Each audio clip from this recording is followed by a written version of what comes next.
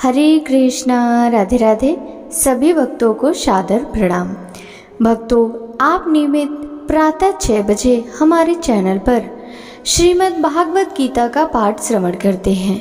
प्रातः 6:30 बजे श्रीमद् भागवत महापुराण की कथाएं भी श्रवण करते हैं। सभी वारों की कथाएं, तिथि, ज्ञान इत्यादि की जानकारी भी आपको हमारे चैनल के माध्यम से दी जाती है।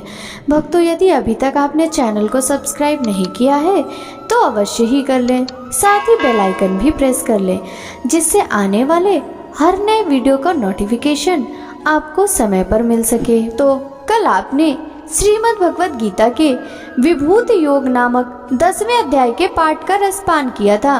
भक्तों, आज हम विश्व रूप दर्शन योग नामक 11वें अध्याय के पाठ का रसपान करेंगे। तो चलिए भक्तों, वीडियो शुरू करते हैं।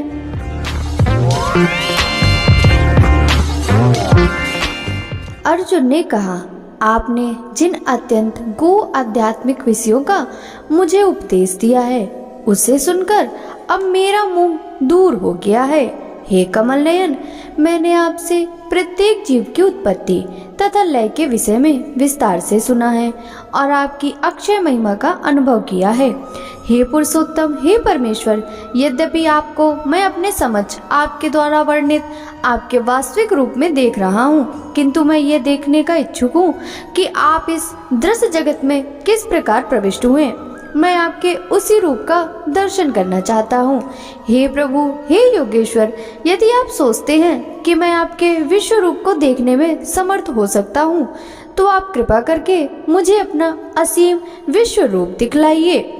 भगवान ने कहा, हे अर्जुन, हे पार्थ, अब तुम मेरे ऐश्वर्य को, सैकड़ों हजारों प्रकार के देवी तथा विविध रंगों वाले रूपों को देखो। हे भारत, लो तुम आदित्यों, वसुओं, रुद्रों, अश्विनी कुमारों तथा अन्य देवताओं के विभिन्न रूपों को यहाँ देखो। तुम ऐसे अनेक आश्चर्यमय रूपों को देखो जिन्हें पहले किसी ने न तो कभी देखा है न सुना है।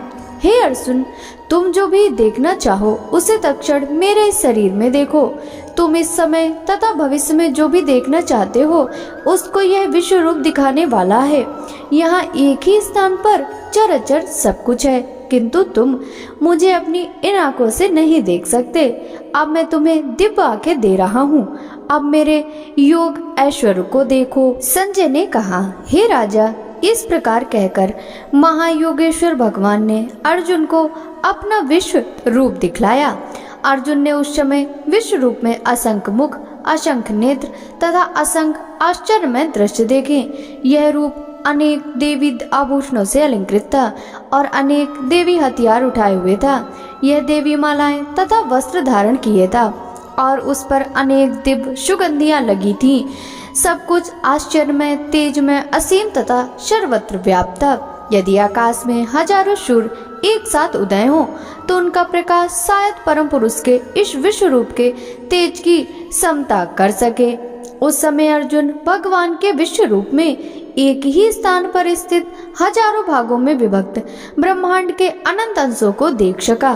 तब मोहग्रस्त एवं आश्चर्यचकित रोमांचित हुए अर्जुन ने प्रणाम करने के लिए मस्तक झुकाया और वह हाथ जोड़कर भगवान से प्रार्थना करने लगा।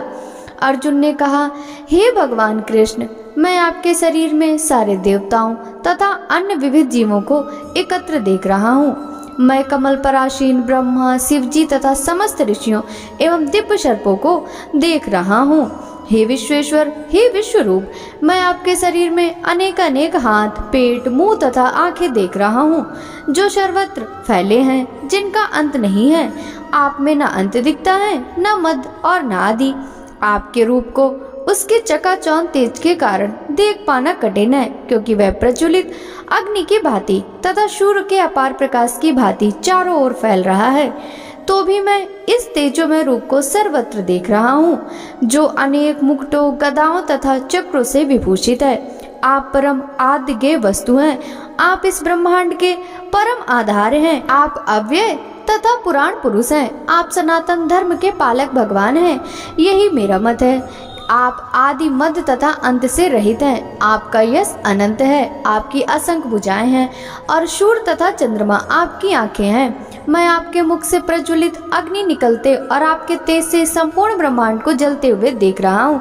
यद्यपि आप एक हैं, किंतु आप आकाश तथा सारे लोकों एवं उनके बीच समस्त अवकाश में व्याप्त हैं। हे महापुरुष, आपके इस अद्भुत तथा भयानक रूप को देखकर सारे लोग भयभीत हैं। देवों का सारा समूह आपकी शरण ले रहा है और आप में प्रवेश कर रहा है। उनमें से सब कुछ अत्यंत भयभीत होकर हाथ जोड़े आपकी प्रार्थना कर रहे हैं। महर्षियों तथा सिद्धों के समूह कल्याण हो कहकर वैदिक स्रोतों का पाठ करते हुए आपकी स्तुति कर रहे हैं। शिव के विविध रूप आदित्यगण, वसु, शाद, विश्वदेव, दोनों अश्विनी कुमार, मरुदगण, पितृगण, गंधर्व, यक्ष, असुर तथा सिद्ध देव सभी आपको आश्चर्यपूर्वक देख रहे हैं। हे महाबाहु, आपके इस अनेक मुख, नेत्र, बाहु, जंघा, पांव, पेट तथा भयानक दांत वाले विराट रूप को देखकर देवतागण सहित सभी लोग अत्यंत विचलित हैं और उन्हीं की तरह मैं भी हूँ। हे सर्वव्यापी विष्णु, नाना ज्योतिर्मय रंगों से युक्त आपको आकाश का स्पर्श करते हैं मुख फैलाए तथा बड़ी बड़ी चमकती आंखें निकाले देखकर भय से मेरा मन विचलित है। मैं ना तो धैर्य धारण कर पा रहा हूँ, न मानसिक संतुलन ही पा रहा हूँ। हे देवेश, हे जगन निवास, आप मुझ पर प्रसन्न हो। मैं इस प्रकार से आपके प्रलय अग्नि स्वरूप मुखों को तथा विकराल दांतों को देखकर अपना संतुलन नहीं रख पा रहा।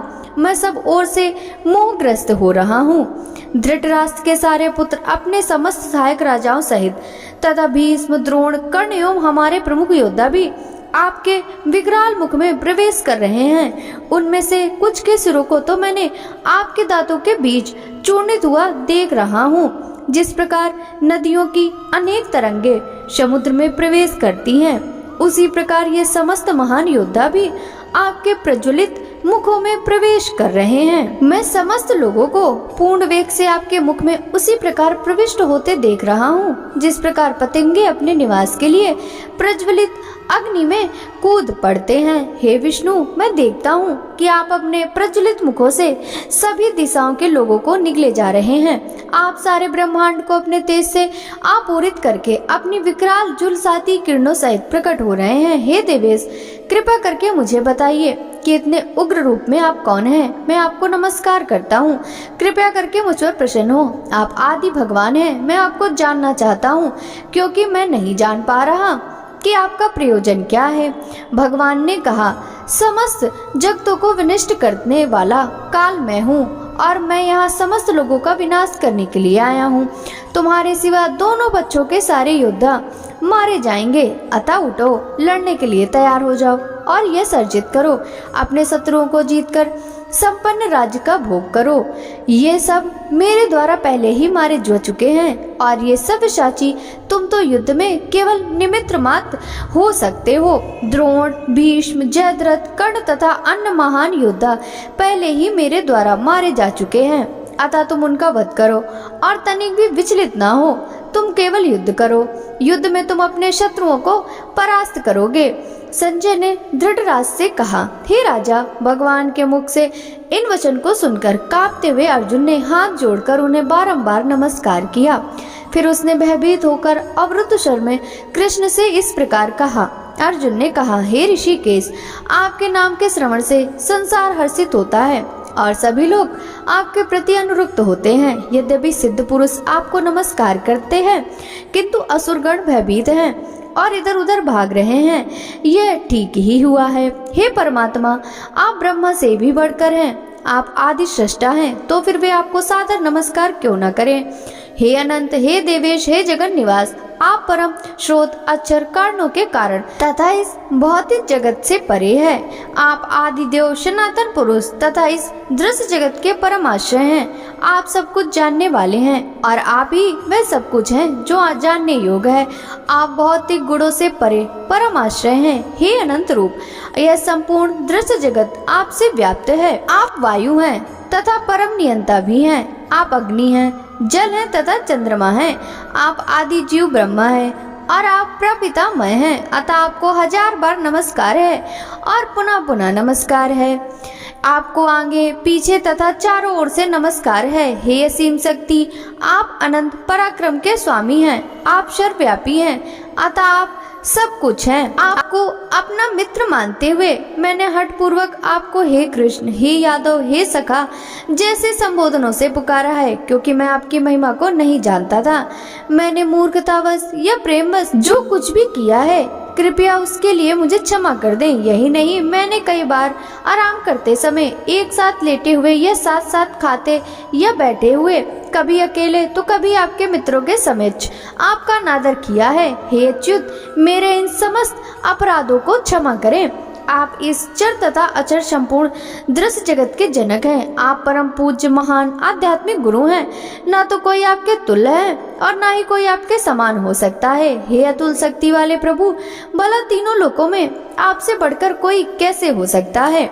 आप प्रत्येक जीव द्वारा पूजनीय भगवान हैं। अतः मैं गिरकर सादर प्रणाम करता हूँ और आपकी कृपा की याचना करता हूँ। जिस प्रकार पिता अपने पुत्र की डिटाई सहन करता है, या मित्र अपने मित्र की धृष्टता सह लेता है, या प्रिय अपनी प्रिया का अपराध सहन कर लेता है, उसी प्रकार आप कृपा करके मेरी त्रुटियों को सहन कर लें। पहले कभी न देखे गए आपके इस विराट रूप का दर्शन करके मैं पुलकित हो रहा हूँ, किंतु साथ ही मेरा मन भयभीत हो रहा है। अतः आप मुझ पर कृपा करें और हे देवेश, हे जगन निवास, आप अपना पुरुषोत्तम भगवत स्वरूप पुनः दिखाएं। हे विराट रूप, हे सहस्त्रभुज भगवान, मैं आपके मुकुटधारी चतुर्भुज रूप का दर्शन करना चाहता हूँ, जिसमें आप अपने चारों हाथों में शंख, चक्र, गदा तथा पद्म धारण किए हुए हैं।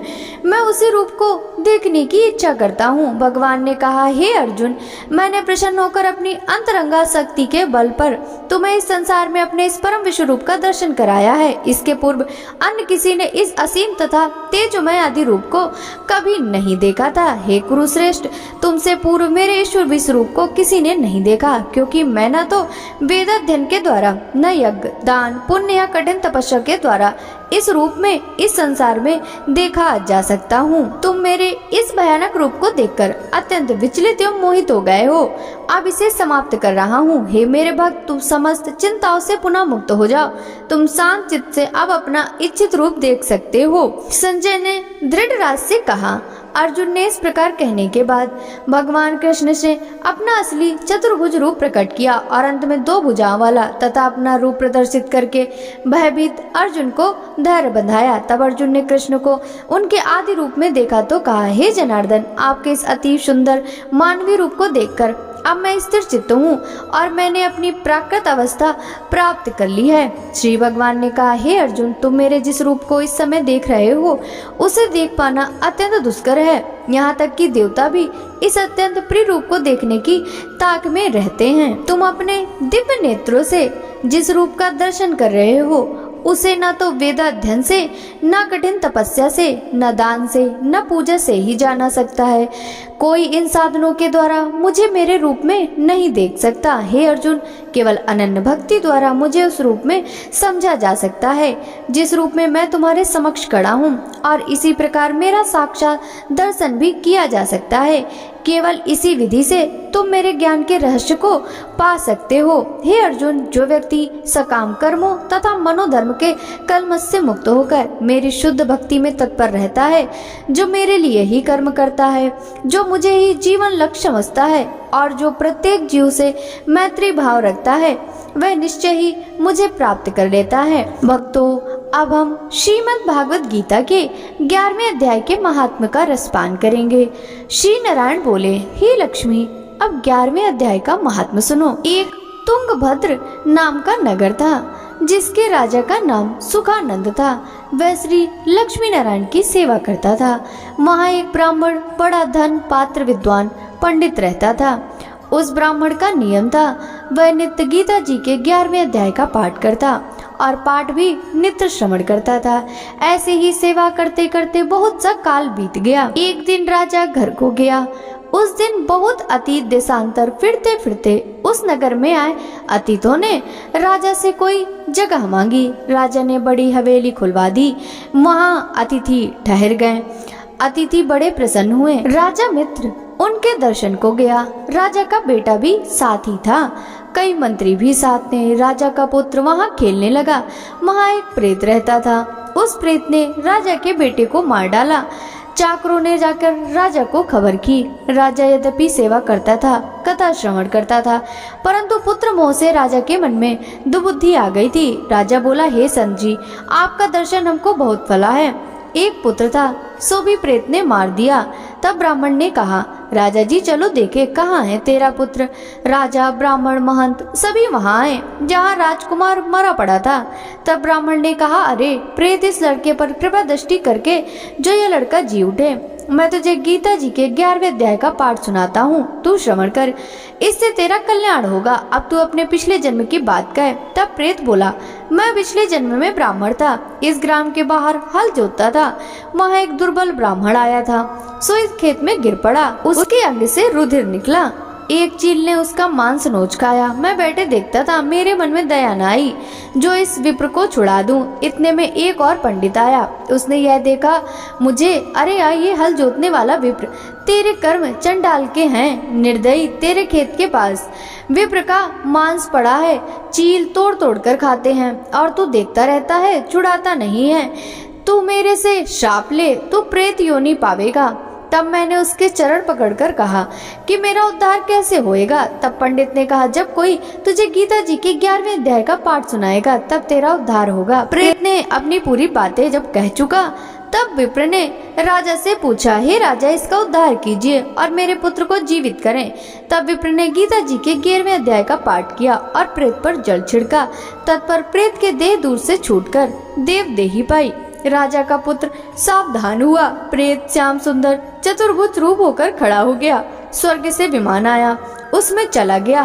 राजा का पुत्र भी गीता जी के 11वें अध्याय का पाठ सुनने से श्री नारायण जी परायण हुआ। वह भी विमान में बैठकर वैकुंठ को गया। तब उस ब्राह्मण ने राजा से गीता जी के 11वें अध्याय का पाठ श्रवण किया। मन में कहा, पुत्र पुत्री कोई विरक्त होकर गीता जी का पाठ कर तुलसी में जल डाले। इस प्रकार राजा भी परम गति का अधिकारी हुआ। बोले श्री हरि विष्णु भगवान की जय। भक्तों, श्रीमद् भगवत गीता का यह पाठ आपको पसंद आया हो तो वीडियो को लाइक कर ज्यादा से ज्यादा भक्तों के साथ शेयर कीजिएगा। साथ ही वीडियो के कमेंट बॉक्स में जय जय श्री हरि विष्णु जरूर लिखेगा, जिससे भगवान विष्णु की कृपा दृष्टि सदा सर्वदा आप सभी पर इसी प्रकार बनी रहे। आपसे मिलते हैं श्रीमद् भगवत गीता के अगले अध्याय के पाठ के साथ। तब तक सभी भक्तों को हरे कृष्णा, राधे राधे, हर हर महादेव।